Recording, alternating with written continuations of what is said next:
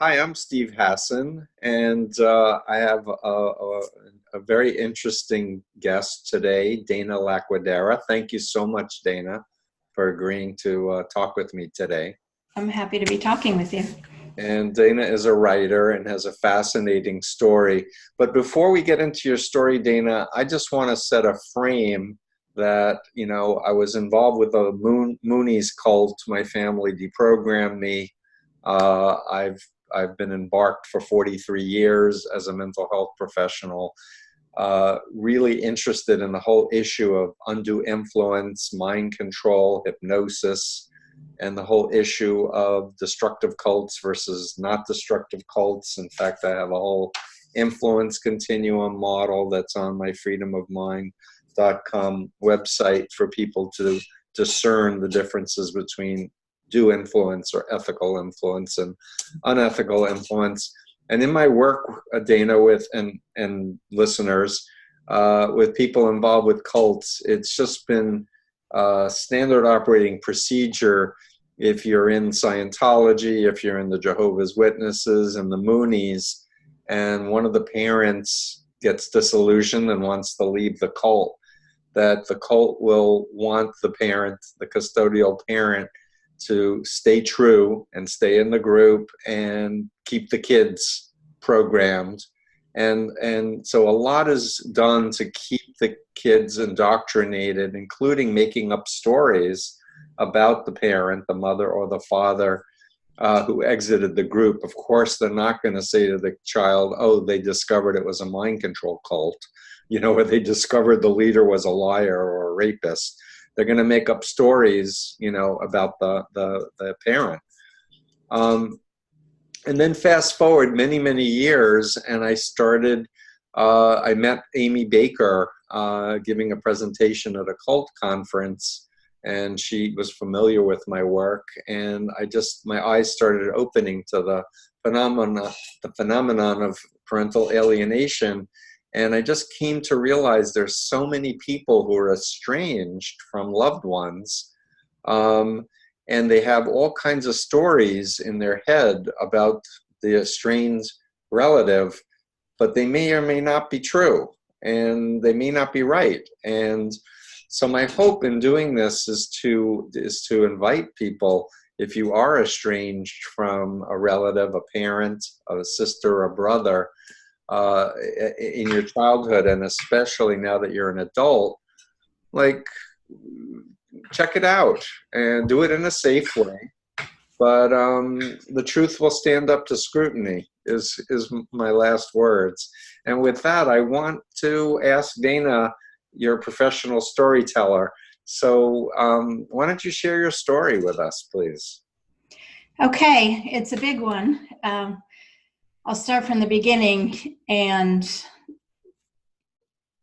just try to hit on all the important points and turns of events and whatnot that are very relevant to mind control. I was alienated from my mother after my parents' volatile divorce when I was about 4 years old. And the alienation was, it was complete and drastic, and it took place pretty quickly. I would say within a few months of their separation, I had lost contact with my mother. Not only with my mother, but my entire maternal extended family. So my grandparents, whom I was very close to, my young aunts, who I saw weekly. So this was a complete cutoff of not only my mother, but her side of the family. And so I want to just interrupt you. Forgive me, Dana, but that's such an important point that I just want to underscore it, that it's often not just the alienation against the parent, but it's in some cases alienation against the whole group of familial connections that are, precious. Right. It typically does become impossible for even the extended family to keep contact with the alienated child. So what happened, what I know now, is what happened at 4 years old, is that my sense of reality, which was I lived in this family. I had a loving mother. I had, loving grandparents and other family members. That just sort of had to go underground. And I think, as you know, when your reality goes underground, it's like the authentic self sort of goes underground. And so, my quest in my writing and speaking about it has been in getting to the truth of what really happened with my mother. I wanted to not only attempt to reconnect with my mother once I eventually figured out what had happened, but also reconnect with my core identity. So anyway, back to the alienation at 4 years old, I, of course, was powerless against this. So there wasn't a grieving process because the parent doing the alienating, it's as if they can't even conceptualize the child's love for the other parent. So it was this very black and white thinking. There's, the good parent and the bad parent, and there's us, the remainder of our family, and then there's my mother and her family, which is outside of the group. And my mother, of course, wanted to maintain contact. She loved us. It wasn't as if overnight she didn't want her children anymore. So even at a young age, it did not make sense to me. So even though this new reality of, well, she's not worthy of being a mother, or she's gone, she's abandoned us. Is that what your father said to you? I don't remember him ever using those words, but there was a certain storyline that was sort of the buzz around me that I knew I was supposed to believe. And that was that she was bad and he was good. And he was worthy of being my parent and she was not. And, of course, there's the smear campaign, and I would hear different things. Another adult on the phone saying something about her, which I later learned was completely untrue, which I kind of knew at the time was probably untrue, that, she had another family and abandoned them too. Not true at all. So, it is like a virus, the smear campaign that spreads against the targeted or the alienated parent. So I did not feel safe in asking questions. I didn't feel safe to, ask for my mother. I mean, at 4 years old, maybe I didn't. I don't remember asking for her, but I have no memory of just demanding to see my mother. Did your father move and take you away physically, or did you? We lived in a home, in a 2-family home above his parents. So we lived, in the apartment above his parents. So it was essentially his territory. Right. And she wanted out of the marriage. It was a horribly difficult marriage for her. And once he knew she wanted to escape that marriage, then she was just thrown out, and quite literally. I see. Not allowed back in. I see. And then he established temporary custody because she had so-called abandoned us. Yeah, but he had thrown her out. Yes. So right. She bought into the shame and the blame that she didn't pursue it in the court? She never made it to court. What happened was he got the temporary custody, and I think my mother really just fell apart. She ended up at her parents' house and just really having a breakdown, because you have to keep in mind she had 5 years of marriage with my father, where she really had no control over much of anything. And, I won't get too much into the details of that part of the story, but she said to me much later on, when I saw her as an adult, she said there was no talking to your father about custody. agreements. She said that he just wouldn't go there. There was no doing that. And she said, and I knew I couldn't fight him. So she would try to see us, but now she has no car. She was married at 18 or 19 years old. So no college education, no car, no money. This was back in 1970. Her parents, though they were loving parents and loving grandparents, they were also old-fashioned. They thought, they didn't know the extent of what she had been through in the marriage, and they just thought, if you're married, you stay married, you have 2 children. Right. She had had an affair as part of her trying to escape this marriage, because I think she really felt trapped and saw no other way out, but she had no intentions of leaving her children with, Right. Her intention was to eventually leave the marriage.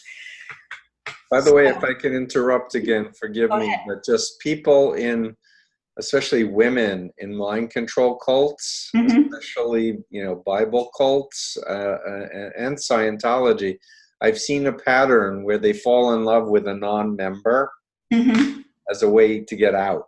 Sure. And I do believe that makes sense. And I believe she was trying to find a way out. And So did your father ever remarry, or did your mother ever remarry? He remarried within a year. So the visitations went on for a few months, but now she is, has gotten an apartment, has no car, she walks to work. And to get us, she has to depend on borrowing a car. Now, simultaneously, because my father won't bring us to her. And so simultaneously, her father, it was a perfect storm. Her father had his first heart attack. And so her mother, grandfather, to support her daughter in getting her children back, but also now her husband falls ill. He actually ended up dying about a year later. And so, their whole family fell apart. A lot of trauma. A lot of trauma. In the meantime, your father remarried, so then he said, "This is your real mother?" Yes. He remarried about a year later, I think within a year of the divorce, and we were told to call her mom. And he really set out to erase our biological mother, our real mother. And we weren't allowed to say the word stepmom. And I just remember never talking about or asking about my mother, because I then developed this, which I know is common in cases of undue influence and mind control, where you can almost develop a phobia of the person, of the alienated parent. And what I think it really was that I knew my mother equaled my father's rage. And so I was terrified to talk about her or ask about her. My sister and I would call her, who. We would only talk about her to each other at night in our bedroom. Every once in a while, we'd share our memories and we'd call her, who, because we couldn't say mom, we couldn't say her name. And wow, that's horrible. So we now had this new mother, and I think my father actually convinced himself he was doing the right thing. He had replaced our mother. Life will go on. We can live as if divorce never touched us. And I recall my mother coming to visit me on my birthday. I'm not sure if it was my 4th or maybe 5th birthday. And she showed up at our home with a gift. And I just knew my father was so angry that she was there. And I was just mute. I just had already sort of suppressed my bond with her, my love for her. And I remember just being kind of numb and mute and a little bit afraid of my father's reaction. And she came into my bedroom. The door was open. I was playing in my room, and she came in and gave me the gift. And it just sort of felt like being in a dream, just unreal that she was there. But deep down, I was somewhat in touch with the fact that I didn't want her to go. I didn't want her to just never come back. And Mm. then I remember my sister, who was about a year older than me, Mhm. marched over to our mother and said, "We don't need you anymore. We have a new mother now." Wow. Was she Now, told to do that, or she did that on her own? I'm sure that wasn't on her own. And in what I know now is, I've read different people's work on parental alienation and really educated myself. And the attachment motivation for a child, it's biological and it's natural to bond with a parent and to stay bonded.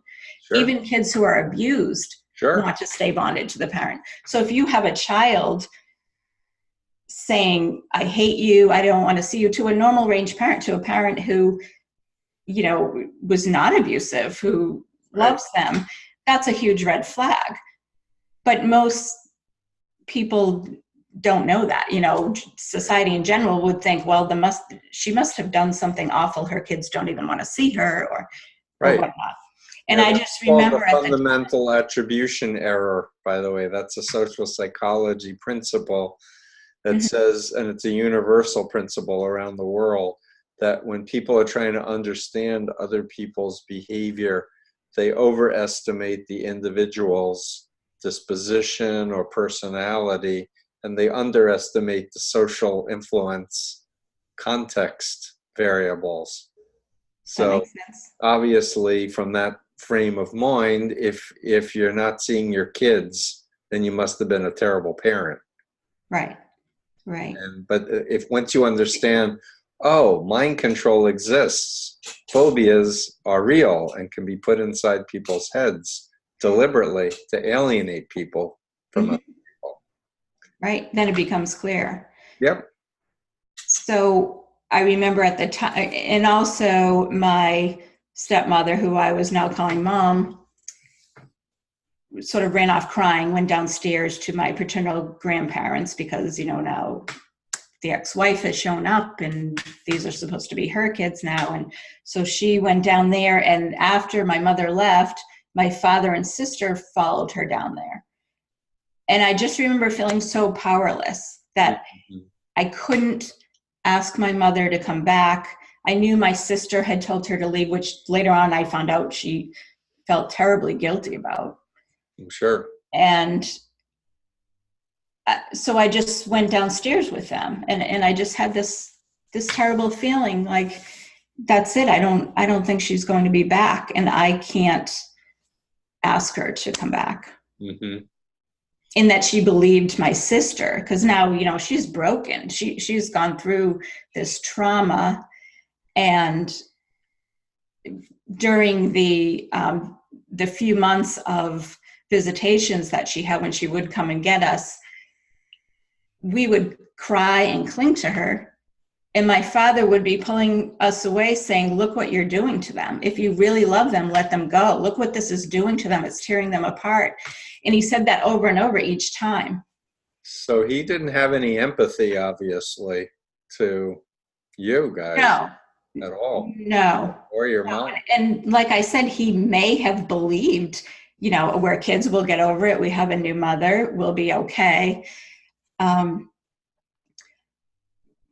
Just that It doesn't may, work that way. Human beings don't work that way.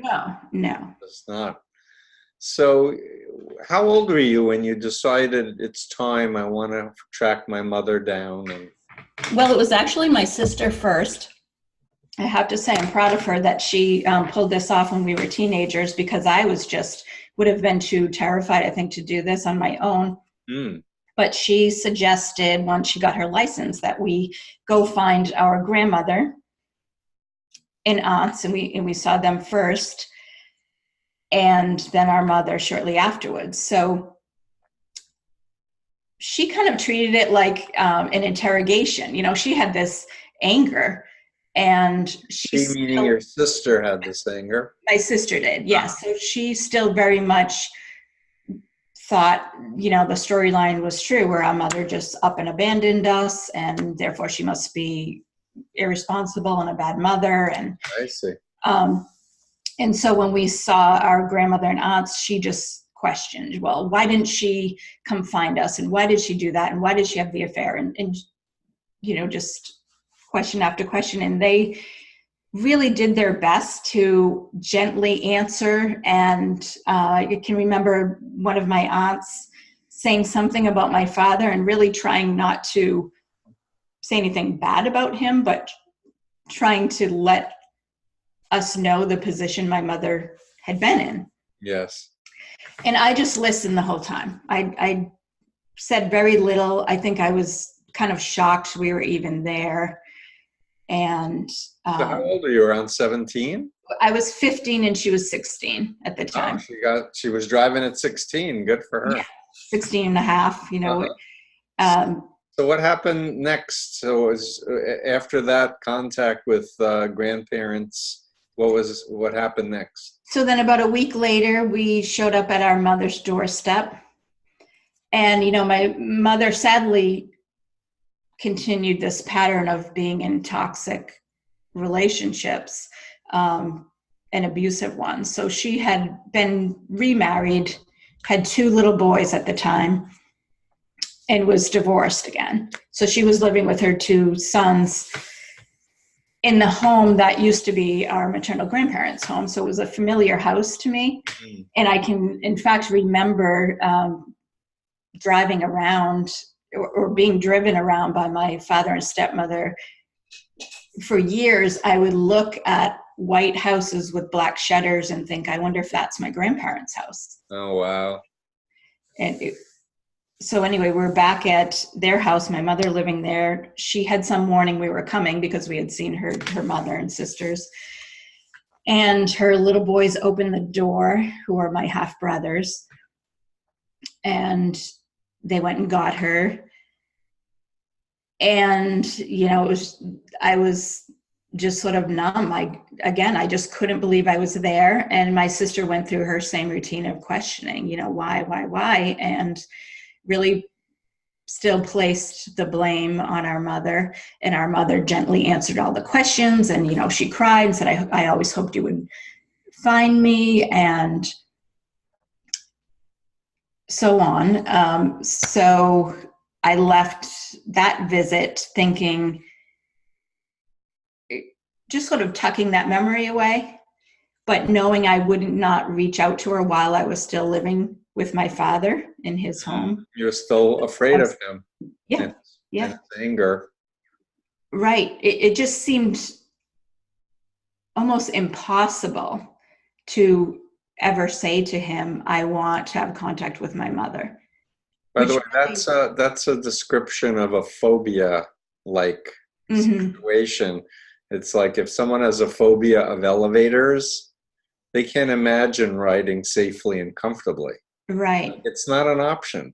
Right. And I'm so glad that I now have that information and know more about undue influence and mind control, because for a while I thought, my gosh, why couldn't I just have spoken up or rebelled, or, why was I so weak? It wasn't because you were weak. It's because you were raised in a destructive mind control scenario, as it seems to me.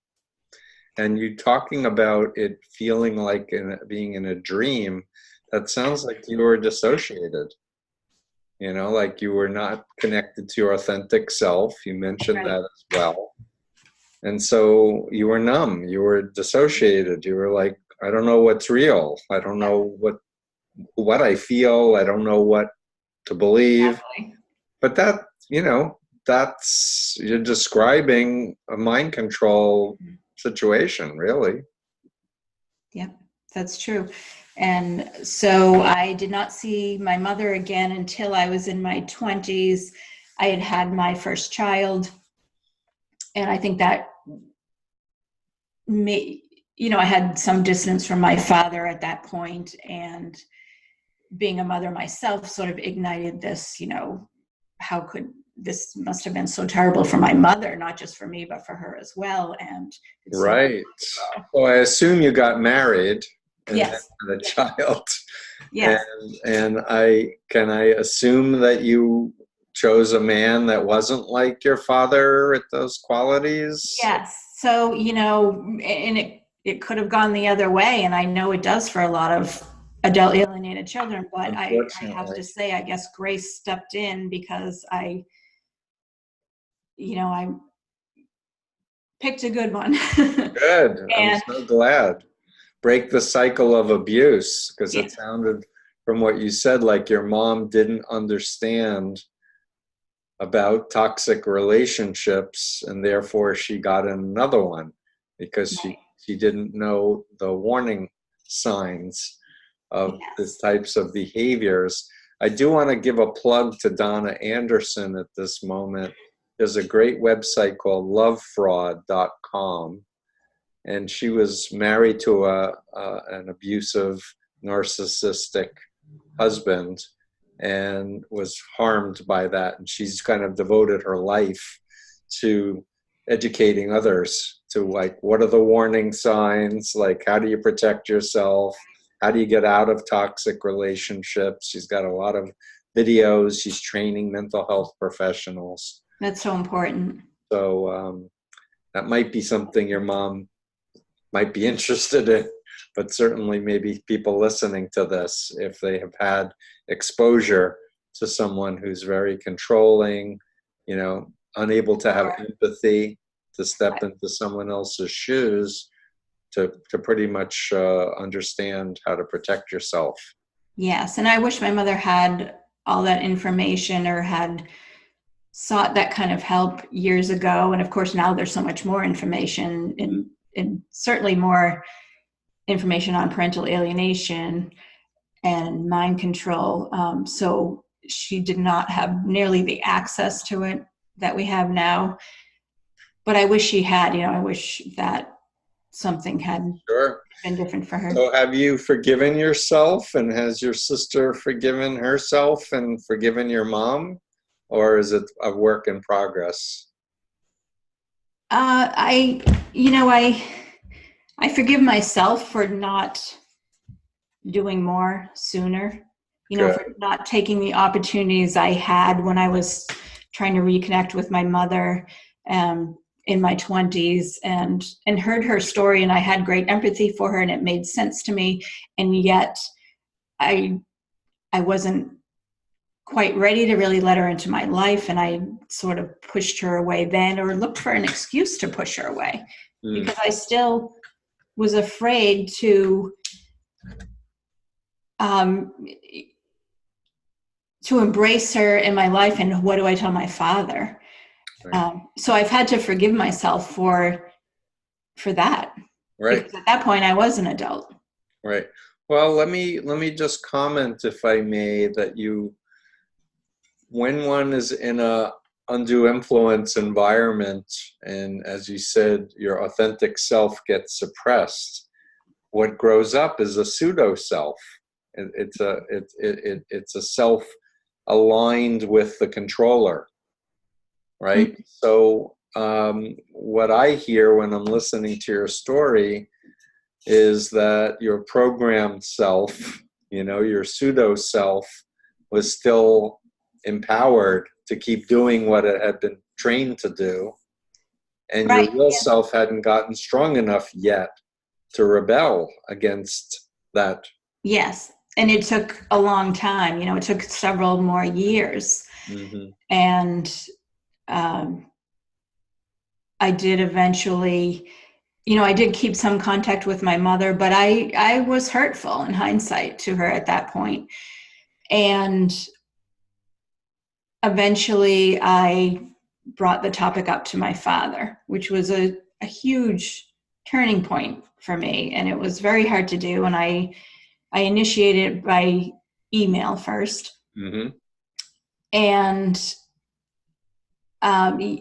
he answered my questions, and I wish I knew now what I knew. I wish I knew then what I know now, because I would have seen the I would have heard his answers and know that they're pretty standard answers for somebody in his position. Mm-hmm. Yeah. So And you're touching on a very important psychological principle that I use a lot in my practice with my clients, and that is just realizing that we're not perfect, we're human beings, and that over our lifetime we make choices and we do things based on our information and experiences that we have at the time. mhm, But once we have more knowledge and once we have more empowerment, if you will, through that knowledge, it's a very powerful healing exercise to say, uh, if I could go back in time, knowing what I know now, what would I say or do differently? And we know it's not historically going to change anything because what mhm, happened happened. But emotionally and psychologically, what I've learned is it's incredibly powerful in a healing kind of way. And so, if I may, just mhm. in hearing your story, go back to the 4-year-old, and your sister is saying, you know, you're not my mother anymore. You could say, oh yes she is, you know, Right, right, was angry at her, but she's still our mommy, she's our real mommy. right, right. And it would have been good for my mother to hear that coming from me as Oh, well. it would have been fantastic. You could have hugged, you know, but that's the healing work, is to not dwell on the deficits or what coulda, shoulda, woulda, but to know that you're a good person. Your authentic self is important and valid and special, and to give that self the tools to rectify things. Mhm. You know, it's very, very wonderful. I guess I'd like to ask you, Dana, we don't know who's listening to this, but I guess what I'd like to, well, first of all, what I'd like to say is, if you're listening to this and you're estranged from anyone in your family, mother, father, sister, brother, cousin, whatever, and you're an adult now, explore the possibilities of learning more information. And like you and your sister went to your grandparents first and other people first because you felt more safe.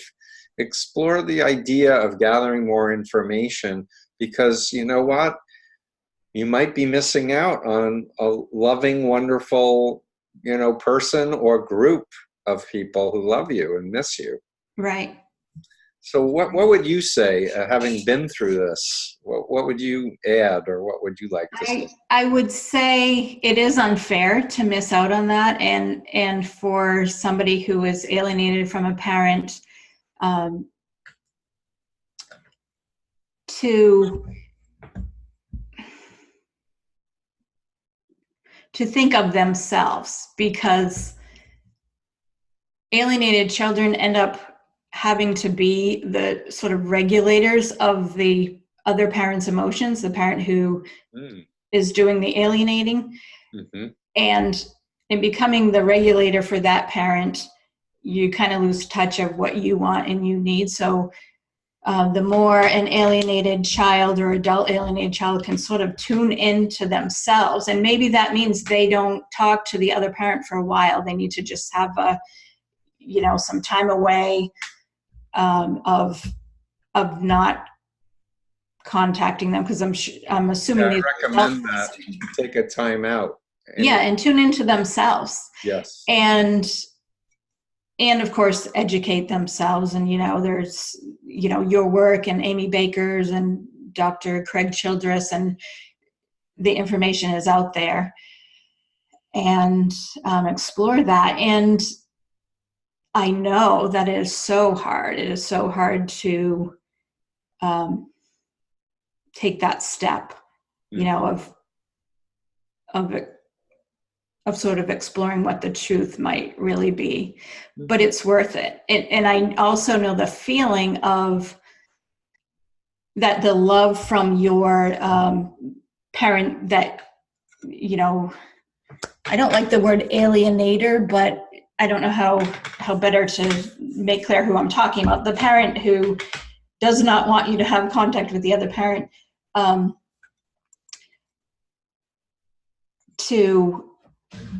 lost my train of thought for a second here. Well, to realize that the parent that had the control was probably doing the best that they could under the circumstances too, given their psychology. Yes, yeah, and you know, I eventually had to come to a forgiveness if I am to forgive myself for my shortcomings and for, you know, when I did push my mother away and was hurtful or you know, whatever else I did that could have been hurtful. Well, you know, I have to forgive my father too. Mm-hmm. And like you said, when people, if they know better, they do better. And I do forgive him. And I forgive my mother for, you know, whatever, not being stronger, not The goal fighting is harder. moving forward in a positive way, you know, and enjoying life to its fullness, really, I think. Mm-hmm. And tell me, Dana, we're going to wrap up soon, but you read Combating Cult Mind Control and you sent me an email. How did that, reading that book, what did it do for you? Yes, I read that, and it really opened my eyes to the psychological principles of mind control, how they apply to parental alienation, because so much of what you have in your book about the mind control in cults do apply to parental alienation. For instance, your bite model. I mean, I was just thinking of examples left and right of that Mm-hmm. model of mind control, you know, controlling the behavior and the information. I thought of when my sister and I received letters from our mother and grandmother, but they were hidden from us. So we didn't even have the information that they were trying to keep contact and reach out. Good point. And, you know, but there are many examples like that. And another thing that really struck me after reading Combating Cult Mind Control was you mentioned that it's so difficult for people to go to court and have a judge understand what they've been through. Yeah. And oftentimes brainwashing or mind control, you know, those terms will seem just not, they sound just too unscientific to a judge, or, you know, Right. they don't fully believe in it, or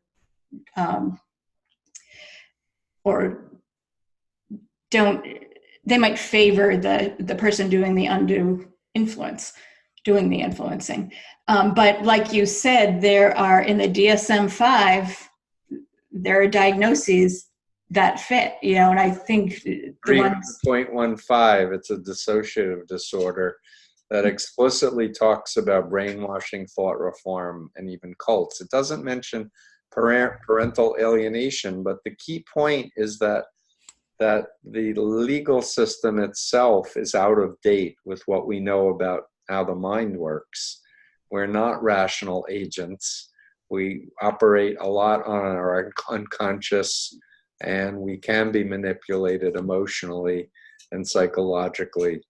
And but the good news is the human spirit wants to be free, wants to know the truth, wants love, like real Right. love, the real thing. Right, and you know, that brings me back to what I lost my train of thought on earlier was, I know the feeling that your alienating parent, you feel like their love is conditional, because if you go and reach out to the other parent, they're going to be angry, you'll lose that bond with the alienated parent. But I think you finally have to ask yourself,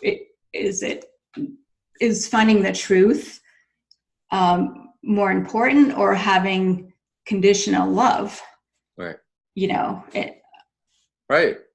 But you know, I would guess that your dad loves you to the extent he can. yes, yeah, And the way he was raised as a child. And there's a transmission through experience of dysfunctional families to other dysfunctional families until, like yourself, you've broken the cycle. You're a mother, and I'm sure you're going to be, very attentive and empathic as your husband is, I'm sure, with your kids, and will want them to understand, the fullness of human relationships and how to protect themselves too. If someone is, invading your boundaries, it's one of the important things for children to understand. If parents are divorcing, it's not their fault.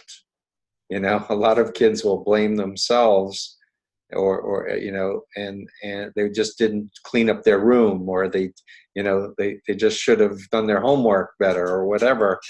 And they often are in the middle, and they don't understand that a parent is a parent, and you always should have access to both parents, even if they're not living together, or if they remarry. There shouldn't be the step parent getting in the middle saying, no, no, no, you can't be involved. Right. I see that all the time with step mothers and stepfathers who want to pretend that the previous marriage didn't exist, and treat the children from the previous marriage in a less than stellar way. And that's just not right. It's not fair. Right. And my children are grown now, and so they, have heard this story as they grew in bits and pieces as they were older, mature enough to hear it, and still maintain a relationship with my father. So that was good. That was some delicate conversations there, but good. And Dana, we're going to wrap up now, but I understand you're working on a book. I am. So my memoir is called Alienated, and the subtitle is A Daughter's Memoir. I'm in the process of editing it. I've had some excerpts published in various places. Great. Brainchild, Huffington Post, Literary Mama, etc. Wow. And, it's my story of not just being alienated, but it's a hopeful story too, because it's also about, reconnecting, not just with my mother, which was really a sloppy process for us, but with myself. And it does not have to, I think anyone who goes through a childhood trauma, and if they had to have that authentic self go underground, I hope that my story will give hope that you can reconnect to your authentic self, and it doesn't have to be dependent on somebody admitting what they did to you, or not even dependent on, in my instance, a reconnection with my mother. But, you. Great. So we'll post links to your writings. I intend to do a blog and share this interview. And I want to thank you so much. Thank you. It's a pleasure to get to know you a little bit. Thank you for sharing your story, and stay in touch so we can promote your book when it's closer to publication. Thank you, and thank you for your important work as well. Oh, it's my pleasure, my honor. Thank you.